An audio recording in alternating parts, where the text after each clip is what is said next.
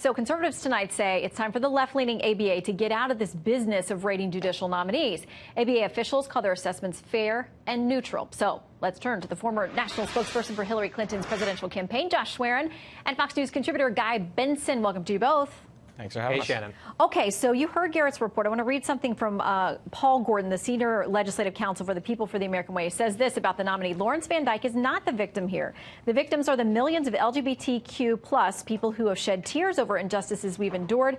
Let's just say Lawrence Van Dyke's record on LGBTQ rights speaks for itself, and that, along with the rest of his record, remains disqualifying. Guy.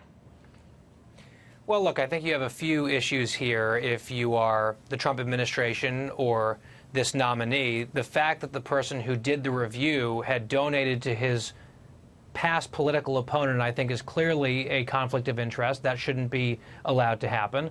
And I also think rather it looks quite suspicious that the ABA would come forward and describe this person as not qualified. When you just read through his resume, his CV, he strikes me as someone magna cum laude from Harvard Law School, editor of the Harvard Law Review, an appellate lawyer at several levels, very successful, and as we heard in the report there from Garrett, in 2 different states he was Solicitor General.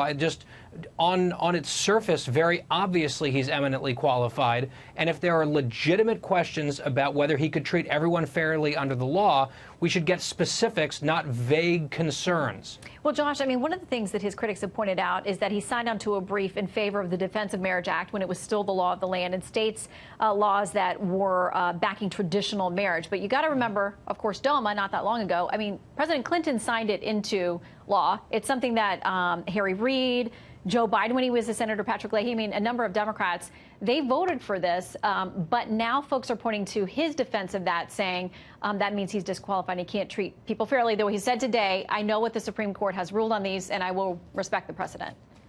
The fact is that Van Dyke has repeatedly argued against gay rights throughout his entire career. Yes, he's been against marriage on several occasions. He's argued that same-sex marriage can be bad for children, for families.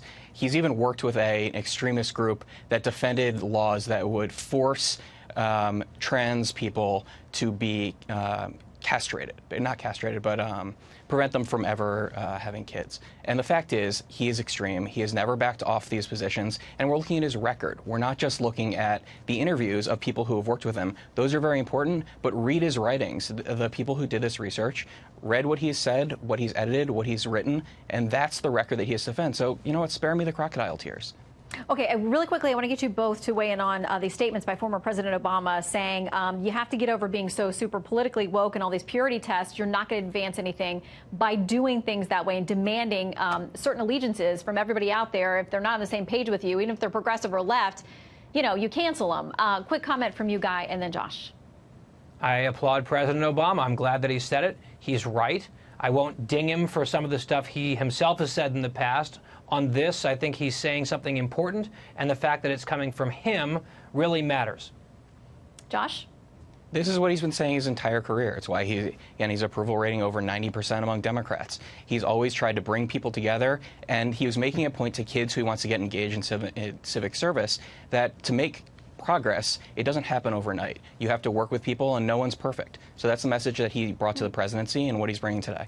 Well, we'll see if it was aimed at anybody in the 2020 field on the Democratic side and whether they're listening tonight. Josh and Guy, thank you both very much. Good to see you. You bet. Thank you.